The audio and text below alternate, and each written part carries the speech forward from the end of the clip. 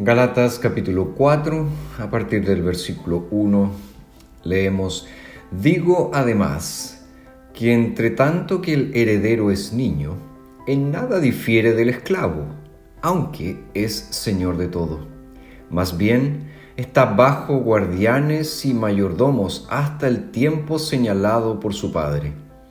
De igual modo, nosotros también, cuando éramos niños, éramos esclavos sujetos a los principios elementales del mundo.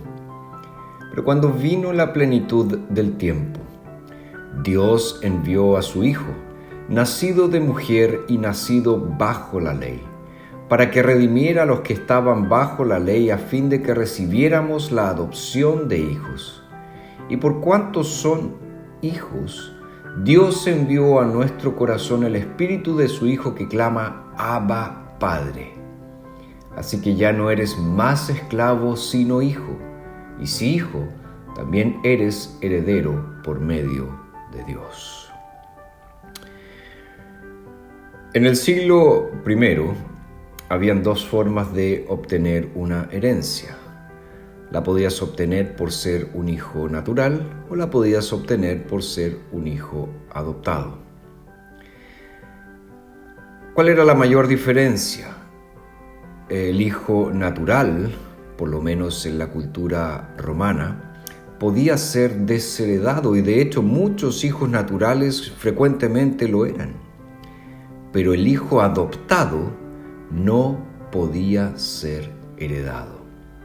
Por lo tanto, Pablo está tomando esta figura, este concepto legal de la herencia irrevocable, y la está mostrando para que entendamos qué significa ser adoptado por Dios. Como hijos de Dios hemos recibido una herencia que no puede ser anulada. Al final del capítulo 3, Pablo nos dice que somos hijos de Dios, somos herederos de Dios por medio de la fe. Y dice que esta realidad es sellada para nosotros a través de nuestro bautismo. Y aquí en el capítulo 4, Pablo continúa refiriéndose a los hijos de Dios, pero lo hace particularmente en lo que se refiere a la herencia que se ha recibido por causa de la adopción. Y en estos versículos que acabamos de leer vemos a lo menos tres cosas. En primer lugar, vemos la preparación para la adopción. Pablo está diciendo aquí que cuando somos niños, cuando tenemos poca edad, cuando somos de menor edad, no disfrutamos de todos los privilegios de nuestra herencia. Es más, Pablo está diciendo, en nada difiere un heredero de un esclavo. Los esclavos trabajaban bajo jerarquía. De la misma forma, los menores de edad vivían, trabajaban, estudiaban bajo jerarquía. Y ellos solo podían llegar a recibir toda su libertad, todos sus privilegios, una vez que ellos recibían su herencia. Por lo tanto, ¿qué está haciendo Pablo aquí? Está tomando esta analogía de la cultura romana y la está aplicando al pueblo del Antiguo Pacto, al pueblo del Antiguo Testamento.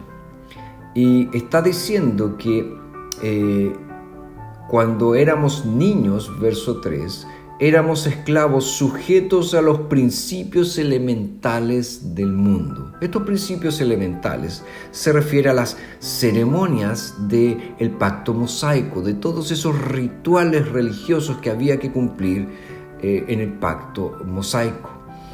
Y todas esas cosas eran temporales y estaban designadas por Dios para mantener a los herederos en un estado de servicio, en un estado de sujeción hasta que ellos alcanzaran la madurez. Por así decirlo, todos aquellos rituales, toda aquella ley ceremonial, aquella ley religiosa, era, por así decirlo, el ABC, el alfabeto, las primeras palabras. Y el hecho de que diga principios elementales del mundo implica que eran cosas externas. ¿Por qué? Porque no estaban designadas para cambiar el corazón. El mismo Pablo en 2 Corintios capítulo 3, verso 6 dice: «Él mismo nos capacitó como ministros del nuevo pacto, no de la letra, sino del Espíritu, porque la letra mata, pero el Espíritu vivifica». Y si el ministerio de muerte grabado con letras sobre piedra vino con gloria, tanto que los hijos de Israel no podían fijar la vista en el rostro de Moisés a causa de la gloria de su rostro, la cual se había de desvanecer. Está diciendo, la ley del antiguo pacto era externa. No podía cambiar el corazón, pero sirvió de preparación para que los hijos recibieran la adopción. Además de esta preparación para la adopción, Pablo nos habla aquí de la obtención de la adopción, Fíjense en el verso 4, «Pero cuando vino la plenitud del tiempo, Dios envió a su Hijo, nacido de mujer y nacido bajo la ley, para que redimiera a los que estaban bajo la ley, a fin de que recibiéramos la adopción de hijos». Nosotros sabemos que Adán era hijo de Dios y que si él hubiese guardado el pacto de obras, él hubiera recibido el estado de adopción. Ese estado se hubiera confirmado completamente para él.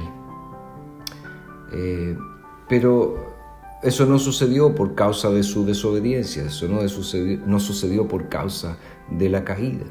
Pero Dios entonces había establecido una fecha en que los hijos iban a recibir la adopción. ¿Y cuál fue ese tiempo? Nos dice, cuando vino la plenitud del tiempo. Esta expresión, la plenitud del tiempo, se refiere a el decreto de Dios, que había establecido un momento en que el Hijo, la segunda persona de la Trinidad, iba a asumir forma humana e iba a cumplir lo que estaba establecido para obtener la salvación del pueblo de Dios. Y Pablo aquí nos dice que cuando vino la plenitud del tiempo, Dios envió a su Hijo, afirmando la divinidad absoluta del Señor Jesucristo. Y después dice, nacido de mujer, afirmando la humanidad del Señor Jesucristo. Entonces, en simples palabras, Pablo está proclamando aquí ese misterio glorioso de la encarnación del Hijo de Dios. El Hijo de Dios se hizo hombre para nuestra salvación. Ahora dice también, nacido bajo la ley. Nacido bajo la ley. El Hijo de Dios estuvo bajo la ley. Fíjense, aunque Él era heredero de todas las cosas, Él nació bajo la ley mosaica con todas sus obligaciones y Él cumplió perfectamente la ley en nuestro lugar. Pero hay una tercera cosa que este texto nos habla, que es la garantía de la adopción, Fíjense en el verso 6, y por cuanto son hijos, Dios envió a nuestro corazón el espíritu de su Hijo que clama, Abba, Padre. Así que ya no eres más esclavo, sino hijo, y si hijo también eres heredero por medio de Dios. Nos está diciendo el apóstol Pablo que Dios ha dado una garantía de nuestra herencia, y esta garantía es el Espíritu Santo. Y fíjense que nosotros recibimos el Espíritu Santo, ¿por qué? Porque somos hijos de Dios. Es decir, nadie puede tener el Espíritu Santo si no es hijo o hija de Dios. Pablo entonces nos está diciendo que por medio de ese Espíritu nosotros podemos decirle, Abba, Padre. Podemos referirnos a Él con tal intimidad y podemos tener tal seguridad de que Él es nuestro Padre porque hemos recibido el Espíritu Santo de Dios. Por lo tanto, nosotros tenemos que vivir como herederos, con todos nuestros derechos, con todos nuestros privilegios, y no debemos vivir como esclavos. Debemos tener coraje, debemos tener confianza y debemos disfrutar de nuestra herencia hoy y de nuestra herencia futura.